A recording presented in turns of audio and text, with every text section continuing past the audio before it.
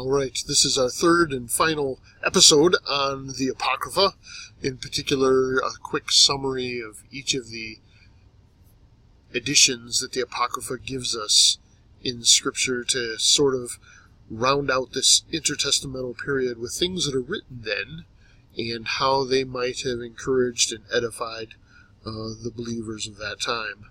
So we'll continue our survey, this time with the Wisdom of Solomon. The Wisdom of Solomon was written in about 100 BC, so you can see we're right in the middle, after the Old Testament and before the New. It was written in Egypt, probably Alexandria, from the Jewish community there. It is used a lot in church liturgies, especially the first 10 chapters. And so the Wisdom of Solomon divides into 3 parts. Its first part is an examination of the consequences of living only for this world. In that sense, it could be compared to the book of Ecclesiastes. The second part is the nature of wisdom and its role in creation.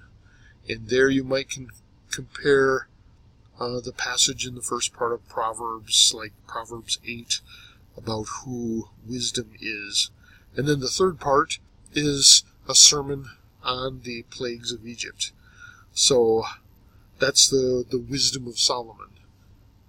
Then there is another wisdom book. It's called the Wisdom of Ben Sira, or sometimes Sirach, or Ecclesiasticus.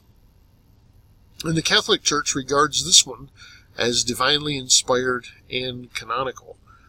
It's interesting to read about the translation at the very beginning of the book. It was translated from Hebrew to Greek by the grandson at some time after 132 BC. It has 51 chapters, and it is filled with good proverbs, sometimes not as scattered as sometimes our book of Proverbs is, but each of the topics are a little more developed. You ought to check it out. It's worth a read. So that's both the Wisdom of Solomon and then the Wisdom of Ben Sira, and this is the one that's also called Sirach or Ecclesiasticus. All right.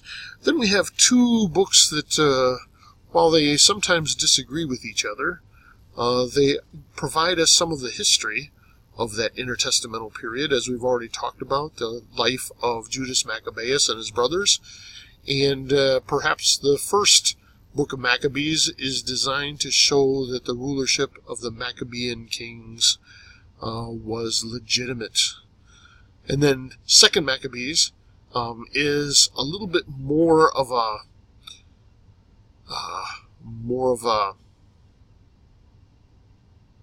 discussion that glorifies Judas Maccabeus first, and then shows the validity of the blessings and curses to the people of God from the book of Deuteronomy from the covenant.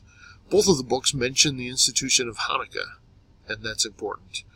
Then later on, in the expanded Apocrypha, we get 3rd Maccabees and 4th Maccabees added. 3rd is a work of fiction, and it tells the story of God's intervention when Ptolemy IV tries to get Jews to convert. And not very many will, and so he gets frustrated and herds them into the hippodrome to be trampled on by war elephants.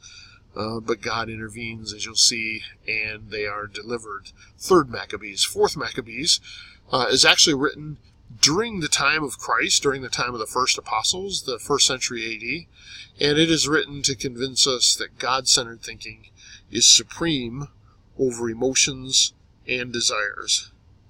The best way to gain mastery over the passions is to read and understand and train under the Torah. So that's 1st and 2nd Maccabees, and then a little bit about 3rd and 4th as well.